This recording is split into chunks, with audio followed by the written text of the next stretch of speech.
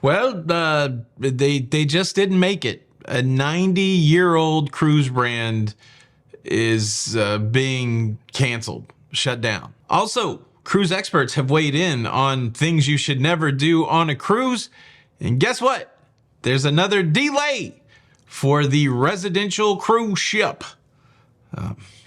Cruise news and my views. Let's talk about it.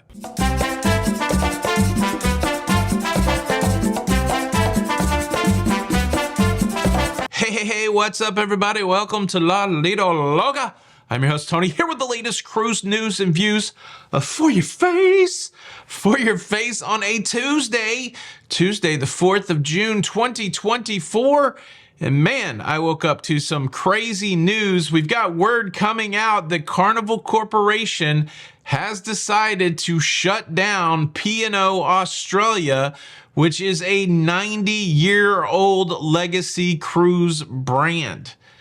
Now, fortunately, not all of the cruise ships are going to be going away. 2 of the cruise ships will be folded in to the Carnival Cruise Line brand. In the press release about the shutdown, Carnival revealed that the Pacific Encounter and the Pacific Adventure cruise ships will be rebranded and operated by Carnival Cruise Line brand, and the Pacific Explorer will exit the fleet in February of 2025. I think what you're seeing is lessons learned from the transfer of cruise ships from the Costa Cruise brand into Carnival branding. People are familiar with the Carnival Cruise Line brand. They're going to be bringing some of the aspects of Carnival Cruise Line, obviously, to those ships, including the technology like the Hub app. And so, it makes sense. People know what Carnival Cruise Line is, probably more so than what, they know P&O Australia is, even in Australia. Australians obviously know what P&O Australia is, but Carnival Cruise Line, a global brand, and so it's easier to have more ships in that broader global brand and deploy them in Australia than probably just having an Australian specific cruise line. But yeah, that wasn't on my bingo card to wake up on a Tuesday and find a legacy cruise line cancellated, a cruise line that survived the pandemic, or maybe it didn't. That's the other question. Is this just rumblings and reverberations and fallout from a challenging shutdown a couple years ago? Cruise news story number 2, the state of Hawaii is going to be watching cruise ships more closely. Last month, there was a report that a celebrity cruise ship went a little too close to the Napali coastline, but then when they investigated it, it was inconclusive. They could not decide whether or not that celebrity cruise ship had gone too close, but now they're on high alert. They're on high alert and they're going to be watching cruise ships. Certainly, it's important to protect the restrictions that have been put in place, to enforce those restrictions and to protect the ecosystems and the ecology and all the stuff that goes along with being good conservators of the ocean and of the land while you're doing business. But now the cruise lines apparently are going to get a little help in Hawaii. Some watchers. Kind of sounds like Hawaii is going to be stalking the cruise lines. And the big problem with stalking, it's having to wear black all the time. It's the long hours and the rewards. Never good. Usually the only reward you get's a court order. Cruise news story number 3. Shall we talk again about the residency cruise line of Villa V? We know that Villa V, who purchased the former Fred Olsen cruise ship Braemar, cruise ship built in the 1990s. Now, Villa V was originally set to enter service on May the 15th in Southampton, but they had to extend the dry dock to continue to get that ship ready. And then as it was getting closer to a May the 30th startup date, they found challenges with the gray water tank, which was supposed to be quickly fixed, and maybe it has been. But on June the 3rd, they've now found an issue with the rudder. You got to be able to steer the ship. So rudder issue has caused another delay, and now the new start date will be June the 15th. I don't know about you, but if it was me booked on this cruise ship, I'd be a little clenched up right now. Like, when is this going to happen? Look, I feel like I'm being a little harsh on Villa V, and it's not really Villa V's fault. It's the other companies that have tried to do the same thing before it that haven't had much success. And so I am rooting for Villa V, but delay after delay after delay it's a mixed bag, right? Because you want to sell something so that you can bring capital in so that you can do the thing that you're selling.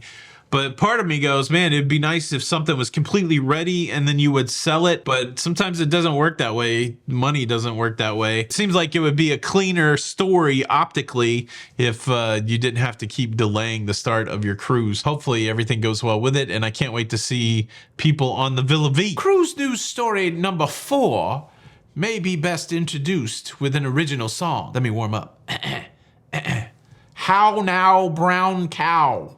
How, me. You're missing your flight, friend. You've been delayed by the wind. You're missing your post-cruise flight, friend. Shout out Ludacris. That's right, the wind is blowing heavily up there in Seattle, Washington, causing challenges for cruise ships that are trying to disembark passengers and then embark passengers. Quantum of the Seas fell victim to it yesterday, unable to dock in Seattle until 7 hours after they were supposed to dock, which caused some challenges for people that were trying to fly out of Seattle after their Alaskan cruise. Yeah, that's the way the wind blows. Any way the wind blows. Yeah. Hopefully the wind will calm down. You can't control the weather. Were you impacted by that delay? Leave a comment below. Now, I would like to share with you the insights of cruise experts who have laid out things that you cruisers should never do on cruise ships. But before I do that, I want to tell you a couple things. First, I'd like to quickly invite you to subscribe. If you like staying up to date with everything going on in cruising, please consider subscribing with a notification bell on. That way you don't miss out on any of these episodes. Thank you in advance. And I'd also like to tell you about the live show tonight. That's right, folks, 9 p.m. Eastern. Myself and the lovely Jenny B will be in these chairs right here. Of course, there's only one chair. I got to get the other chair from there and put it cheer. These chairs right here, we're going to be talking about cruising. We're going to be answering your cruise questions. And this will be the very first live show where channel membership benefits are in effect. There's a new join button down there. You can check that out. You can see what the perks of being a channel member are. And those perks definitely come into play during the live show. It doesn't cost anything to hit the join button if you want to see what the perks are. Big show, 9 p.m. tonight. We would love to see you there. Okay, now let's look at this BuzzFeed article. These are things you should never ever do on a cruise, according to the experts. BuzzFeed has reached out to a variety of cruise experts in the space, and these are the high-level categories of things you should never do. I'm really looking to see if you agree or disagree. Top of their list, hogging chairs. Nobody likes a chair hog. They don't like the chair hog on a pool deck. They don't like the chair hog in the theater. Hogging chairs. Is this number one? I don't think these are ranked, but what do you think? Hogging chairs.